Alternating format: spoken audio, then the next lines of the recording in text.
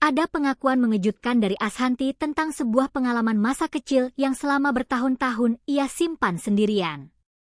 Saat masih duduk di bangku SD, Ashanti mengaku pernah mengalami tindakan yang membuatnya trauma dari ayah sambungnya sendiri. Yang paling mengejutkan, kisah ini bahkan tidak pernah ia ceritakan kepada sang ibu hingga ibunya meninggal dunia pada 2016. Sebelum kita masuk ke kisah lengkapnya, kalau Anda ingin terus mendapatkan berita terbaru dan cerita menarik dari dunia selebritas Indonesia, jangan lupa like video ini, tulis pendapat Anda di kolom komentar, dan subscribe channel ini. Setelah itu, mari kita simak pengakuan Ashanti secara lengkap.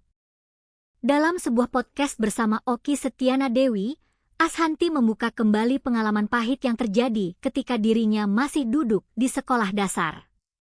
Ashanti menceritakan bahwa saat itu ibunya menikah lagi. Karena merasa takut tidur sendirian, Ashanti memilih tidur bersama ibunya. Posisinya berada di tengah, sementara ibu dan ayah sambungnya berada di kedua sisi. Namun, pada suatu malam, menurut pengakuan Ashanti, ayah sambungnya mulai menyentuh tubuhnya ketika ia sedang berpura-pura tidur. Ashanti kemudian berusaha membuat pria tersebut mengira dirinya sudah terbangun. Ia menggerakkan tubuhnya hingga tindakan tersebut berhenti. Namun ternyata, kejadian itu tidak berhenti begitu saja dalam ingatannya. Ashanti mengatakan pengalaman tersebut meninggalkan trauma yang sangat dalam. Bahkan, setelah kejadian itu, ia meminta untuk mengubah posisi tidurnya. Dari yang sebelumnya berada di tengah, ia memilih tidur di samping sang ibu. Dan ada satu dampak lain yang kemudian ia ungkapkan. Ashanti mengatakan pengalaman tersebut membuatnya mengalami insomnia dalam jangka panjang. Ia tidak membiarkan dirinya tidur terlalu pulas karena merasa khawatir kejadian serupa akan kembali terjadi. Disinilah cerita Ashanti menjadi semakin emosional. Saat itu, ia memilih untuk tidak menceritakan kejadian tersebut kepada siapapun. Bukan hanya kepada saudara-saudaranya, tetapi bahkan kepada ibunya sendiri. Ashanti mengaku sangat memikirkan kondisi sang ibu ketika itu. Karena itulah, pengalaman tersebut ia simpan seorang diri selama bertahun-tahun. Kemudian, ketika Ashanti memasuki usia balik, ayah sambungnya meninggal dunia. Ashanti melihat hal tersebut dari sudut pandang keyakinannya sebagai bentuk perlindungan Tuhan, karena menurutnya, tindakan yang dialaminya tidak berkembang menjadi lebih jauh.